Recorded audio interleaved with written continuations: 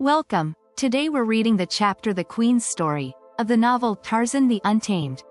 Last time, Bertha Kirker experienced a terrifying encounter when lions attacked her protectors, but she was rescued by a group of strange men who subdued the beasts with spears.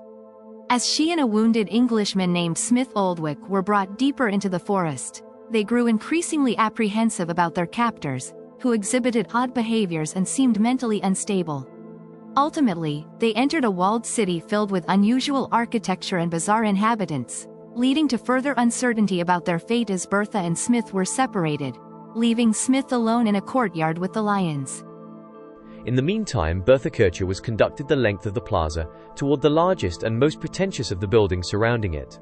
This edifice covered the entire width of one end of the plaza.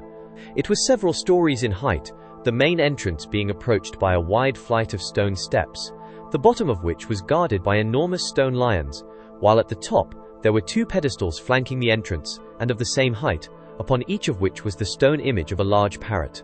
As the girl neared these latter images, she saw that the capital of each column was hewn into the semblance of a human skull upon which the parrots perched. Above the arched doorway and upon the walls of the building were the figures of other parrots, of lions, and of monkeys. Some of these were carved in bas-relief. Others were delineated in mosaics, while still others appeared to have been painted upon the surface of the wall. The colorings of the last were apparently much subdued by age, with the result that the general effect was soft and beautiful.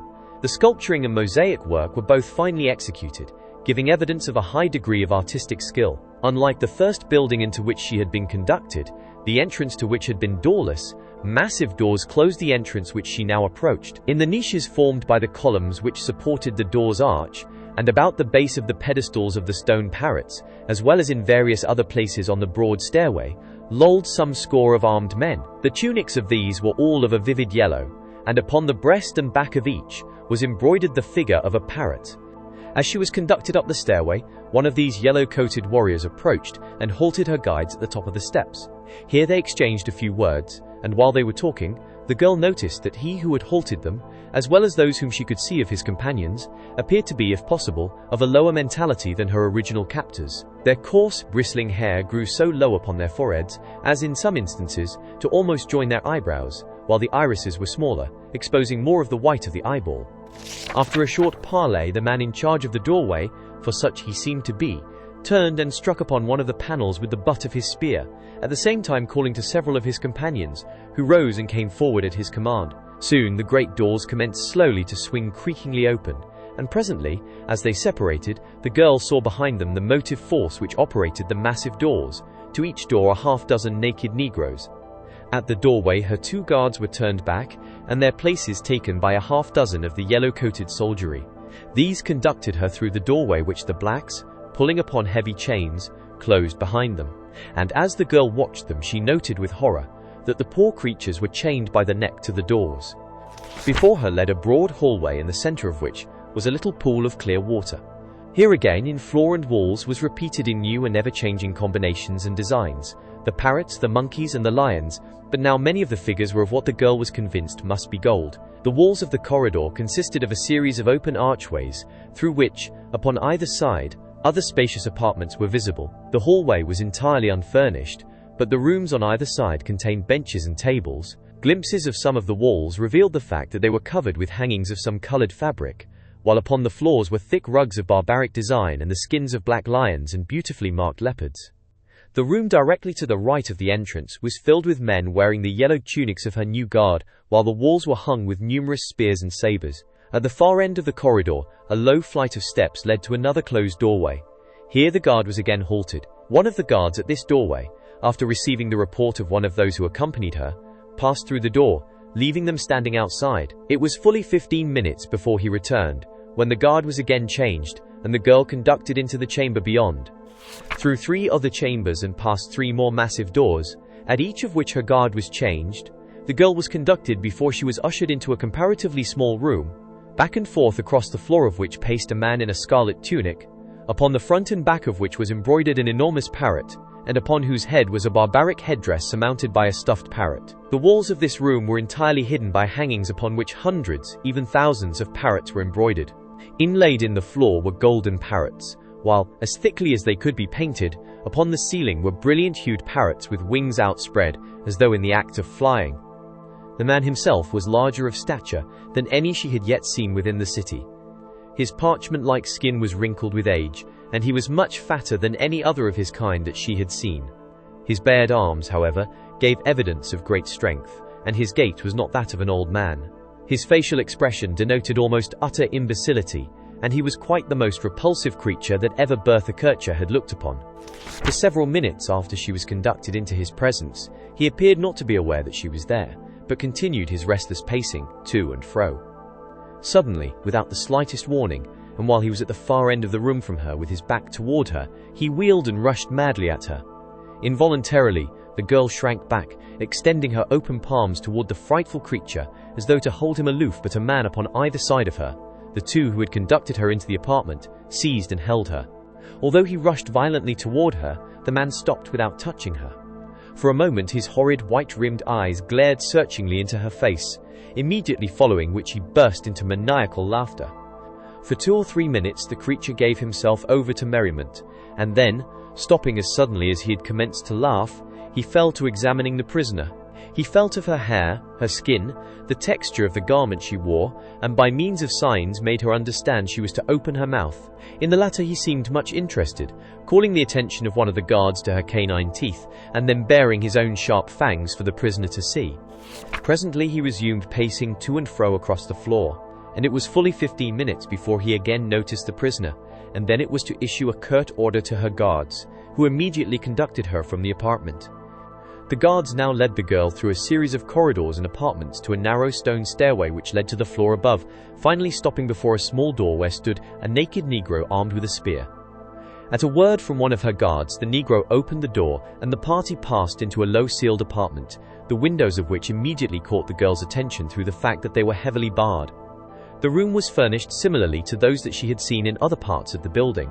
The same carved tables and benches, the rugs upon the floor, the decorations upon the walls, although in every respect it was simpler than anything she had seen on the floor below.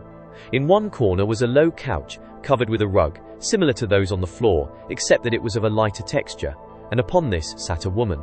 As Bertha Kircher's eyes alighted upon the occupant of the room, the girl gave a little gasp of astonishment, for she recognized immediately that here was a creature more nearly of her own kind than any she had seen within the city's walls. An old woman it was, who looked at her through faded blue eyes, sunken deep in a wrinkled and toothless face. But the eyes were those of a sane and intelligent creature, and the wrinkled face was the face of a white woman. At sight of the girl, the woman rose and came forward, her gait so feeble and unsteady that she was forced to support herself with a long staff which she grasped in both her hands. One of the guards spoke a few words to her, and then the men turned and left the apartment. The girl stood just within the door, waiting in silence for what might next befall her. The old woman crossed the room and stopped before her, raising her weak and watery eyes to the fresh young face of the newcomer. Then she scanned her from head to foot, and once again the old eyes returned to the girl's face. Bertha Kircher, on her part, was not less frank in her survey of the little old woman. It was the latter who spoke first. In a thin, cracked voice she spoke, hesitatingly, falteringly, as though she were using unfamiliar words and speaking a strange tongue. "You are from the outer world?" she asked in English. "God grant that you may speak and understand this tongue." "English?" the girl exclaimed. "Yes, of course I speak English." "Thank God," cried the little old woman. "I did not know whether I myself might speak it so that another could understand. For 60 years I have spoken only their accursed gibberish. For 60 years I have not heard a word in my native language." Poor creature, she mumbled. "What accursed misfortune threw you into their hands?" "You are an Englishwoman?" asked Bertha Kircher. "Did I understand you aright that you are an Englishwoman and have been here for 60 years? The old woman nodded her head affirmatively. "For 60 years I have never been outside of this palace." "Come," she said, stretching forth a bony hand. "I am very old and cannot stand long. Come and sit with me on my couch." The girl took the proffered hand and assisted the old lady back to the opposite side of the room, and when she was seated the girl sat down beside her. Poor child, moaned the old woman. "Far better to have died than to have let them bring you here. At first I might have destroyed myself, but there was always the hope that someone would come who would take me away, but none ever comes. Tell me how they got you." Very briefly the girl narrated the principal incidents which led up to her capture by some of the creatures of the city. "Then there is a man with you in the city?" asked the old woman. "Yes," said the girl, "but I do not know where he is nor what are their intentions in regard to him. In fact, I do not know what their intentions toward me are." "No one might even guess," said the old woman. "They do not know themselves from one minute to the next what their intentions are. But I think you can rest assured, my poor child, that you will never see your friend again." "But they haven't slain you," the girl reminded her, "and you have been their prisoner, you say, for 60 years. "No," replied her companion, "they have not killed me, nor will they kill you, though God knows before you have lived long in this horrible place you will beg them to kill you." "Who are they?" asked Bertha Kircher. "What kind of people? They differ from any that I ever have seen. And tell me too how you came here." "It was long ago," said the old woman, rocking back and forth on the couch. "It was long ago. Oh, how long it was. I was only 20 then. Think of it, child. Look at me. I have no mirror, other than my bath. I cannot see what I look like, for my eyes are old, but with my fingers I can feel my old and wrinkled face, my sunken eyes, and these flabby lips drawn in over toothless gums. I am old and bent and hideous, but then I was young, and they said that I was beautiful. No, I will not be a hypocrite. I was beautiful. My glass told me that. My father was a missionary in the interior, and one day there came a band of Arabian slave raiders. They took the men and women of the little native village where my father labored, and they took me too. They did not know much about our part of the country, so they were compelled to rely upon the men of our village, whom they had captured to guide them. They told me that they never before had been so far south, and that they had heard there was a country rich in ivory and slaves west of us. They wanted to go there, and from there they would take us north, where I was to be sold into the harem of some black sultan. They often discussed the price I would bring, and that price might not lessen. They guarded me jealously from one another, so the journeys were made as little fatiguing for me as possible. I was given the best food at their command, and I was not harmed.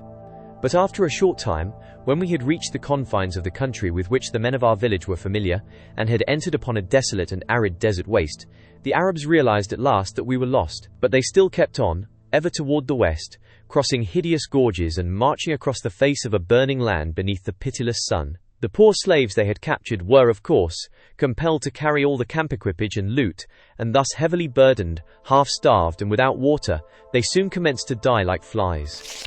We had not been in the desert land long before the Arabs were forced to kill their horses for food, and when we reached the first gorge, across which it would have been impossible to transport the animals, the balance of them were slaughtered, and the meat loaded upon the poor staggering blacks who still survived. Thus we continued for 2 more days, and now all but a handful of blacks were dead, and the Arabs themselves had commenced to succumb to hunger and thirst and the intense heat of the desert. As far as the eye could reach back toward the land of plenty from whence we had come, our route was marked by circling vultures in the sky, and by the bodies of the dead who lay down in the trackless waste for the last time. The ivory had been abandoned tusk by tusk as the blacks gave out, and along the trail of death was strewn the camp equipage and the horse trappings of 100 men. For some reason the Arab chief favored me to the last, possibly with the idea that of all his other treasures I could be most easily transported, for I was young and strong, and after the horses were killed I had walked and kept up with the best of the men. We English, you know, are great walkers, while these Arabians had never walked since they were old enough to ride a horse. I cannot tell you how much longer we kept on, but at last, with our strength almost gone, a handful of us reached the bottom of a deep gorge. To scale the opposite side was out of the question, and so we kept on down along the sands of what must have been the bed of an ancient river, until finally we came to a point where we looked out upon what appeared to be a beautiful valley, in which we felt assured that we would find game in plenty. By then there were only 2 of us left, the chief and myself. I do not need to tell you what the valley was, for you found it in much the same way as I did. So quickly were we captured, that it seemed they must have been waiting for us, and I learnt later that such was the case, just as they were waiting for you. As you came through the forest you must have seen the monkeys and parrots, and since you have entered the palace, how constantly these animals and the lions are used in the decorations. At home we were all familiar with talking parrots, who repeated the things that they were taught to say. But these parrots are different, in that they all talk in the same language that the people of the city use. And they say that the monkeys talk to the parrots, and the parrots fly to the city and tell the people what the monkeys say. And although it is hard to believe, I have learned that this is so, for I have lived here among them for 60 years in the palace of their king. They brought me, as they brought you, directly to the palace. The Arabian chief was taken elsewhere. I never knew what became of him. Ago 25 was king then. I have seen many kings since that day. He was a terrible man, but then, they are all terrible. What is the matter with them? Asked the girl. They are a race of maniacs, replied the old woman. Had you not guessed it? Among them are excellent craftsmen and good farmers, and a certain amount of law and order, such as it is. They reverence all birds, but the parrot is their chief deity. There is one who is held here in the palace in a very beautiful apartment. He is their god of gods. He is a very old bird. If what Ago told me when I came is true, he must be nearly 300 years old by now. Their religious rites are revolting in the extreme, and I believe that it may be the practice of these rites through ages that has brought the race to its present condition of imbecility. And yet, as I said, they are not without some redeeming qualities.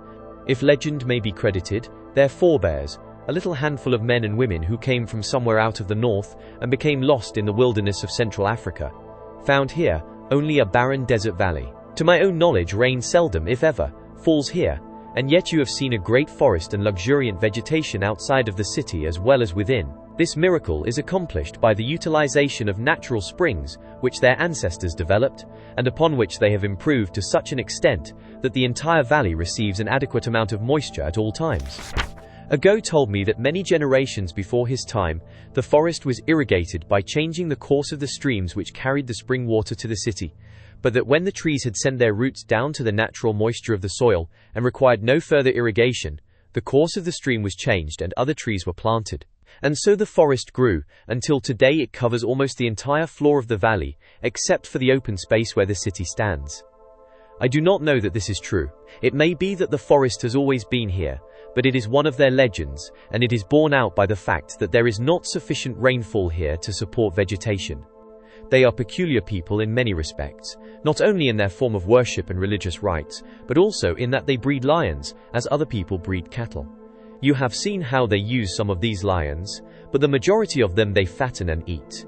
At first I imagine, they ate lion meat as a part of their religious ceremony, but after many generations they came to crave it, so that now it is practically the only flesh they eat. They would of course rather die than eat the flesh of a bird, nor will they eat monkey's meat, while the herbivorous animals they raise only for milk, hides and flesh for the lions. Upon the south side of the city are the corrals and pastures, where the herbivorous animals are raised. Boar, deer and antelope are used principally for the lions, while goats are kept for milk for the human inhabitants of the city. And you have lived here all these years, exclaimed the girl, without ever seeing one of your own kind? The old woman nodded affirmatively. For 60 years you have lived here, continued Bertha Kircher, and they have not harmed you. I did not say they had not harmed me, said the old woman. They did not kill me, that is all. What? The girl hesitated. What? She continued at last. Was your position among them? Pardon me, she added quickly. I think I know, but I should like to hear from your own lips, for whatever your position was, mine will doubtless be the same. The old woman nodded. Yes, she said, doubtless, if they can keep you away from the women. What do you mean? Asked the girl. For 60 years I have never been allowed near a woman. They would kill me even now if they could reach me. The men are frightful. God knows they are frightful. But heaven keep you from the women. You mean, asked the girl, that the men will not harm me? Ago 25 made me his queen, said the old woman. But he had many other queens, nor were they all human. He was not murdered for 10 years after I came here. Then the next king took me, and so it has been always. I am the oldest queen now.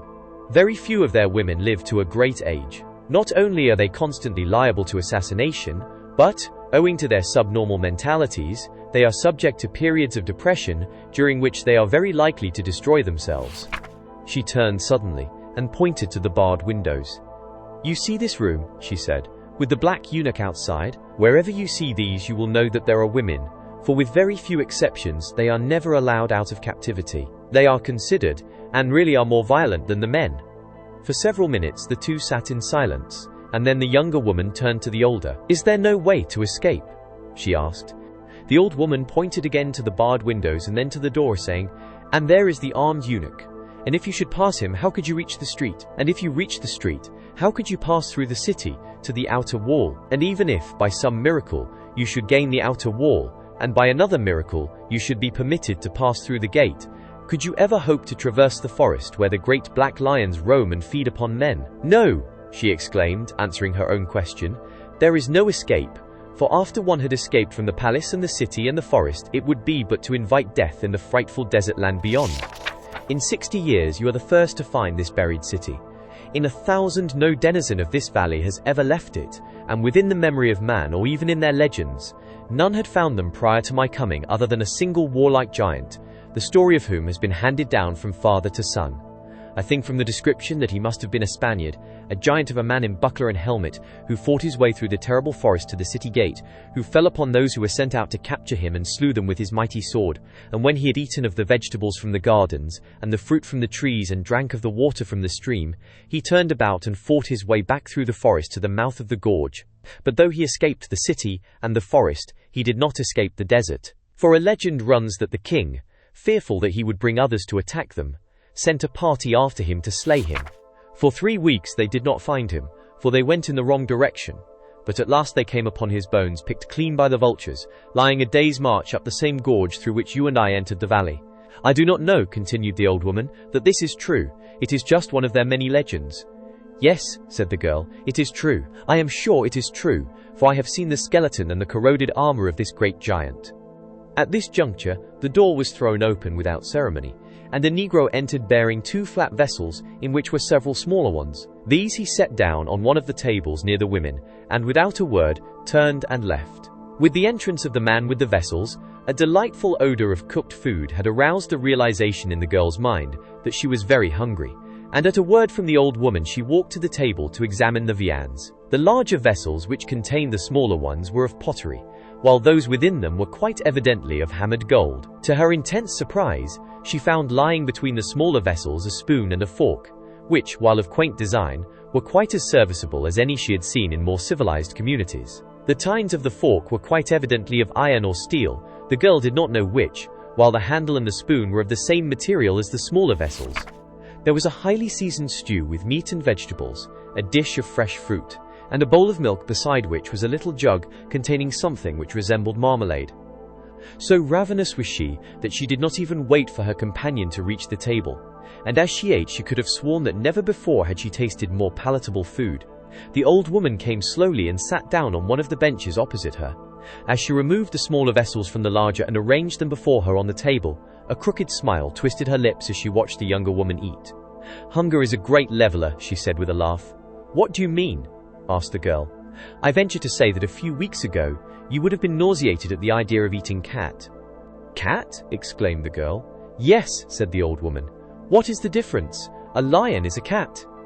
"You mean I am eating lion now?" "Yes," said the old woman, "and as they prepare it, it is very palatable. You will grow very fond of it." Bertha Kircher smiled a trifle dubiously. "I could not tell it," she said, "from lamb or veal." "No," said the woman, "it tastes good to me, but these lions are very carefully kept and very carefully fed, and their flesh is so seasoned and prepared that it might be anything so far as taste is concerned." And so Bertha Kircher broke her long fast upon strange fruits, lion meat, and goat's milk. Scarcely had she finished when again the door opened, and there entered a yellow-coated soldier. He spoke to the old woman. "The king," she said, "has commanded that you be prepared and brought to him. You are to share these apartments with me. The king knows that I am not like his other women. He never would have dared to put you with them. Herog 16 has occasional lucid intervals. You must have been brought to him during one of these. Like the rest of them, he thinks that he alone of all the community is sane. But more than once I have thought that the various men with whom I have come in contact here, including the kings themselves, looked upon me as, at least, less mad than the others. Yet how I have retained my senses all these years is beyond me." "What do you mean by prepare?" asked Bertha Kircher. "You said that the king had commanded I be prepared and brought to him. You will be bathed and furnished with a robe similar to that which I wear." "Is there no escape?" asked the girl. "Is there no way even in which I can kill myself?" The woman handed her the fork. "This is the only way," she said, "and you will notice that the tines are very short and blunt." The girl shuddered, and the old woman laid a hand gently upon her shoulder. "He may only look at you and send you away," she said. "A Go 25 sent for me once, tried to talk with me, discovered that I could not understand him and that he could not understand me, ordered that I be taught the language of his people, and then apparently forgot me for a year. Sometimes I do not see the king for a long period. There was one king who ruled for 5 years whom I never saw. There is always hope. Even I, whose very memory has doubtless been forgotten beyond these palace walls, still hope, though none knows better how futilely." The old woman led Bertha Kircher to an adjoining apartment in the floor of which was a pool of water. Here the girl bathed, and afterward her companion brought her one of the clinging garments of the native women and adjusted it about her figure. The material of the robe was of a gauzy fabric which accentuated the rounded beauty of the girlish form. "There," said the old woman, as she gave a final pat to one of the folds of the garment. "You are a queen indeed." The girl looked down at her naked breasts and but half-concealed limbs in horror. "They are going to lead me into the presence of men in this half-nude condition," she exclaimed. The old woman smiled her crooked smile. "It is nothing," she said. "You will become accustomed to it, as did I, who was brought up in the home of a minister of the gospel, where it was considered little short of a crime for a woman to expose her stockinged ankle. By comparison with what you will doubtless see, and the things that you may be called upon to undergo, this is but a trifle." For what seemed hours to the distraught girl, she paced the floor of her apartment, awaiting the final summons to the presence of the mad king. Darkness had fallen, and the oil flares within the palace had been lighted long before two messengers appeared with instructions that Herog demanded her immediate presence, and that the old woman, whom they called Zanila, was to accompany her. The girl felt some slight relief when she discovered that she was to have at least one friend with her, however powerless to assist her the old woman might be. The messengers conducted the two to a small apartment on the floor below. Zanila explained that this was one of the anterooms off the main throne room, in which the king was accustomed to hold court with his entire retinue. A number of yellow-tunicked warriors sat about upon the benches within the room. For the most part, their eyes were bent upon the floor, and their attitudes that of moody dejection. As the two women entered, several glanced indifferently at them, but for the most part no attention was paid to them. While they were waiting in the anteroom, there entered from another apartment a young man uniformed similarly to the others, with the exception that upon his head was a fillet of gold, in the front of which a single parrot feather rose erectly above his forehead. As he entered, the other soldiers in the room rose to their feet. "That is Metak, one of the king's sons," Janila whispered to the girl. The prince was crossing the room toward the audience chamber when his glance happened to fall upon Bertha Kircher. He halted in his tracks and stood looking at her for a full minute without speaking. The girl, embarrassed by his bold stare and her scant attire, flushed and, dropping her gaze to the floor, turned away. Metak suddenly commenced to tremble from head to foot, and then, without warning other than a loud, hoarse scream, he sprang forward and seized the girl in his arms. Instantly, pandemonium ensued. The two messengers who had been charged with the duty of conducting the girl to the king's presence danced, shrieking about the prince, waving their arms and gesticulating wildly as though they would force him to relinquish her, the while they dared not lay hands upon royalty. The other guardsmen, as though suffering in sympathy the madness of their prince, ran forward screaming and brandishing their sabers. The girl fought to release herself from the horrid embrace of the maniac, but with his left arm about her, he held her as easily as though she had been but a babe, while with his free hand he drew his saber and struck viciously at those nearest him. One of the messengers was the first to feel the keen edge of Metak's blade. With a single fierce cut, the prince drove through the fellow's collarbone and downward to the center of his chest. With a shrill shriek that rose above the screaming of the other guardsmen, the man dropped to the floor, and as the blood gushed from the frightful wound, he struggled to rise once more to his feet, and then sank back again and died in a great pool of his own blood. In the meantime, Metak, still clinging desperately to the girl, had backed toward the opposite door. At the sight of the blood, two of the guardsmen, as though suddenly aroused to maniacal frenzy, dropped their sabers to the floor and fell upon each other with nails and teeth, while some sought to reach the prince and some to defend him. In a corner of the room sat one of the guardsmen laughing uproariously, and just as Metak succeeded in reaching the door and taking the girl through, she thought that she saw another of the men spring upon the corpse of the dead messenger and bury his teeth in its flesh.